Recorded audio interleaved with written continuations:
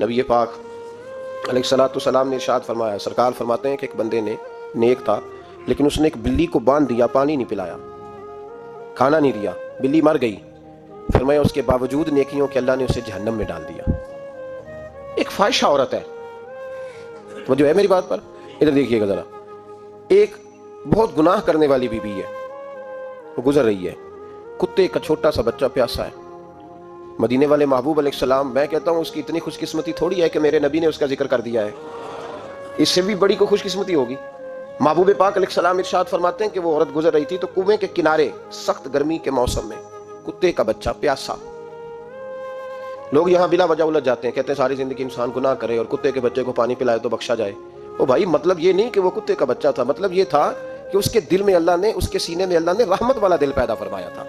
اور انسان کی نہیں، ولکن ينظروا الى قلوبكم، رب جب دیکھتا ہے تو وہ دل دیکھتا ہے، تو اس کے سینے میں جو دل تھا وہ رحمت والا تھا، سخت گیر نہیں۔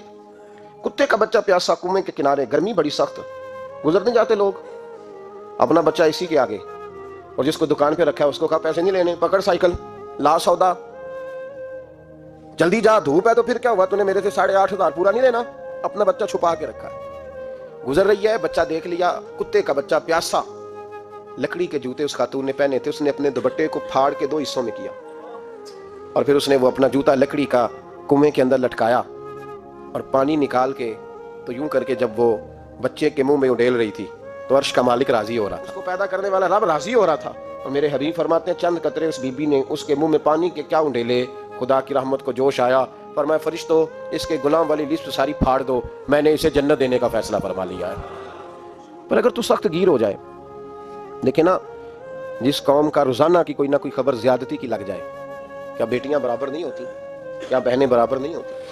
جہاں روز کوئی نہ کوئی خبر قتل کی لگ جائے، قتل ہی کر دیا، مار ہی ڈالا کسی کو، جہاں روز کرپشن کے کیس سامنے آئیں، غریبوں کا مال کھا کے بھی لوگ بڑے تسلی سے وقت گزاریں، اس کا مطلب یہ ہے کہ اس معاشرے نے یہ سمجھنا ہی چھوڑ دیا ہے کہ ہماری بقا کس چیز میں، ہمارا فائدہ کس چیز میں۔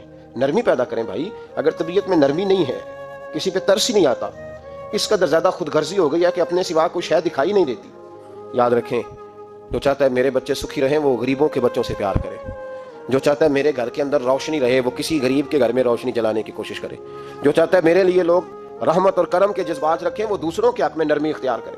ہمارے مزاجوں کی سختی، ہماری طبیعتوں کا کورا پن اور ہمارے مزاج کے اندر جو سوائے اپنی ذات کے ہم نے سوچنا ہی چھوڑ دیا ہے، اس نے معاشرے کو گھٹن کا شکار کر دیا، اس نے بھائی کا بھی بھائی سے رشتہ لالچ کا بنا دیا۔ زمانہ کسی سے سلام بھی لیتا ہے تو پہلے سوچتا ہے میرا یہ فائدہ کیا کر سکتا ہے، کہاں کر کے یہ میرے کام آ سکتا ہے۔ یہ وہ والا معاشرہ نہیں جس کو میرے نبی پاک علیہ السلام نے تربیت فرمایا ہے۔ اس لیے پلٹ کر دیکھیں حضور ہماری کہاں تربیت کر رہے ہیں، ان چیزوں پر غور فرمائیں۔ نبی کریم سید عالم نور مجسم صلی اللہ تعالی علیہ وسلم کسی کو روتا دیکھ کے رو پڑتے تھے، کسی کو روتا دیکھ۔ حضرت ابوبکر صدیق رضی اللہ تعالیٰ عنہ ارشاد فرماتے ہیں میں حضور کے ساتھ تھا، ایک میدان سے ہم گزر رہے تھے تو ساتھ ہی ایک باغ تھا، وہاں بڑا رش تھا، لوگ بڑے اکٹھے تھے، بہت سارے لوگ جمع تھے۔ نبی پاک صلی اللہ علیہ وسلم نے فرمایا ابو بکر پتہ کرو کیا ہوا۔ جناب صدیق اکبر رضی اللہ تعالیٰ عنہ تشریف لائے اور واپس جا کے عرض کرنے لگے یا رسول اللہ صلی اللہ تعالیٰ علیہ وسلم ایک اونٹ پاگل ہو گیا، لوگوں کو کاٹ رہا ہے، لوگ اس کو گرفتار کرنے کی کوشش کر رہے ہیں، کسی کے ہاتھ میں ڈنڈا ہے، کسی کے ہاتھ میں رسا ہے، کسی کے ہاتھ میں نیزہ ہے، قابو نہیں آ رہا۔ نبی پاک صلی اللہ علیہ وسلم نے فرمایا چلو میں چلتا ہوں۔ حضرت صدیق اکبر عرض کرنے لگے یا رسول اللہ صلی اللہ علیہ وسلم وہ پاگل ہو گیا، وہ کاٹتا پھر رہا ہے، آپ مہربانی کریں، وہ تکلیف دے گا۔ فرمایا ابو بکر مجھے جانے دو۔ جناب صدیق اکبر فرماتے ہیں نبی پاک صلی اللہ علیہ وسلم تشریف لائے اور حضور جیسے ہی کھڑے ہوئے نا اونٹ حضور کی طرف بھاگا، نبی پاک کی طرف لپکا، وہ میں بھی ڈرنے لگا، جتنے لوگ تھے پریشان ہونے لگے، دوڑا آیا اونٹ، ہم سب پریشان تھے لیکن محبوب کے چہرے پر بڑا ہی اطمینان تھا۔ فرماتے اونٹ دوڑا آیا اور سیدھا آ کے اس نے حضور کے قدموں پہ سجدہ کیا، اور جناب صدیق اکبر فرماتے ہیں اس نے حضور کے کان میں کچھ کہا تو نبی پاک کی آنکھوں میں آنسو آ گئے۔ کس کے دکھ پر؟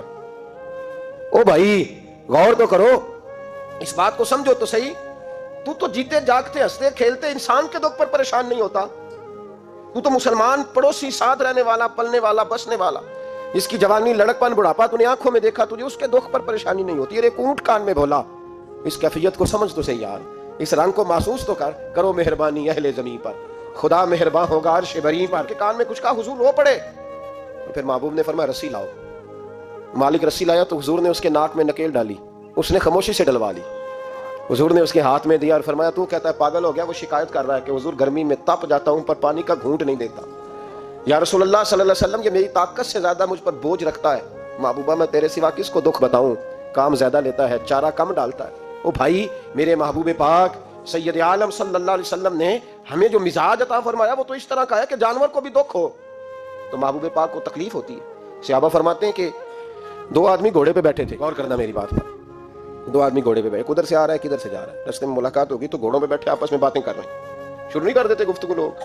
हमारे ज़माने में तो कोई बंदा थोड़ा तगड़ा हो, वो कार पे आ रहा हो, इधर से एक दूसरा चौधरी कार पे आ जाए तो सारी सड़क भी ब्लॉक हो जाए तो कहते हैं कोई आग बुझानी चे जाके, तो नहीं पता दो चौधरी खलोते हैं, इंतजार करो, ठहर जाओ, तुम्हें नहीं पता कि हम सेठ साहब हैं, कल तो कार नहीं खरीदी यार, तुम कहते हो रास्ता दे दो, ये कैसे हो सकता है। और मैंने बड़े बड़े अजीब लोग आंखों से देखे, बड़े अजीब लोग, शीशा खोल के गाड़ी का कहेंगे ठहर जा, कोई जल्दी है।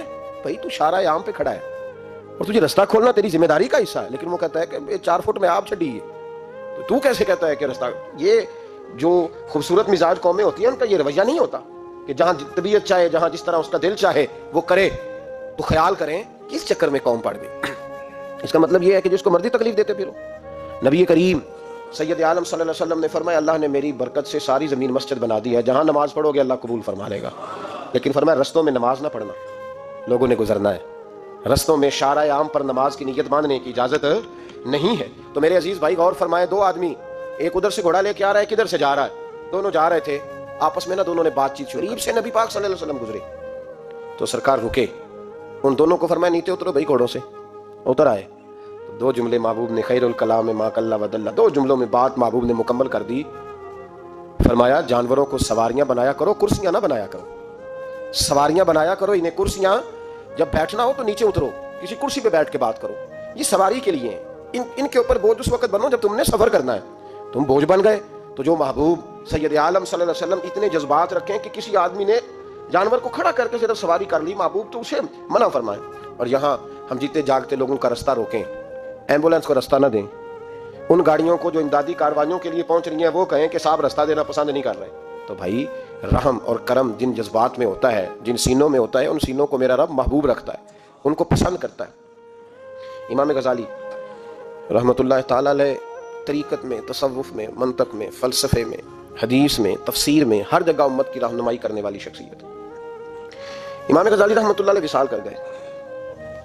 एक आदमी आपसे बड़ी मोहब्बत करता था, वो कहता मुझे इमाम साहब ख्वाब में मिले। तो मैंने कहा हुजूर इंतकाल के बाद आप पे क्या गुजरी? तो फरमाने लगे मैंने अपने रब को बड़ा ही करीम पाया है, मैंने अपने मालिक को बड़ा ही मेहरबान पाया है, वो बड़ा माफ़ करने वाला है। तो फरमाने लगे, मैंने अर्ज़ की कि हुजूर आपने दीन की नौकरी बड़ी की, खिदमत बड़ी की, किताबें लिखी, दर्स, तदरीस, वाज, नसीहत, तबलीग, बड़ा कुछ किया, उस सबब से अल्लाह ने आपको माफ़ किया। तो इमाम गजाली फरमाने लगे नहीं भाई, सबब तो कोई और चीज़ बनी है। अब वो क्या? तो इमाम साहब फरमाने लगे मैं एक दिन तहरीर लिख रहा था तो अपना कलम मैंने स्याही में डुबोया, गर्मी बड़ी शदीद थी, जब उस कलम को मैं लिखने के लिए उठा रहा था ना तो एक मक्खी आके बैठ गई और वो स्याही चूसने लगी। मेरे दिल में ख्याल आया बेचारी प्यासी है, चलो अच्छे तरीके से चूस लेना, इसकी गर्मी थोड़ी ठंडी हो जाएगी तो मैं दोबारा से स्याही लगा लूंगा। फरमाते मैंने उसे वो मौका दिया, उसने अच्छे तरीके से उस स्याही को पी लिया, वो तो उड़ गई, बात खत्म हो गई, मैं भूल गया, कभी याद ही नहीं आया। फरमाते जब मेरा हिसाब होने लगा तो मालिक कौनैन ने पूछा गजाली वो जो मक्खी पे रहम किया था तो तेरा उससे क्या लालच था? क्या लालच था? ना तो उसका कोई वोट बैंक था, ना तेरे काम आ सकती थी, ना वो कोई ड्यूटी कर सकती थी, ना तेरी कोई वो तेरी तारीफ कर सकती, उस बेजुबान से की क्या लालच था, क्यों मौका दिया? तो इमाम गजाली फरमाने लगे मौला तेरी मखलूक समझ के, अल्लाह तेरी मखलूक समझ के। तो रब करीम ने फरमाया तू मेरी मखलूक पे रहम करे तो मैं तेरे ऊपर रहम ना करूं? खोल दो जन्नत के दरवाजे, मैंने गजाली को बेहिसाब जन्नत अता फरमा दी है।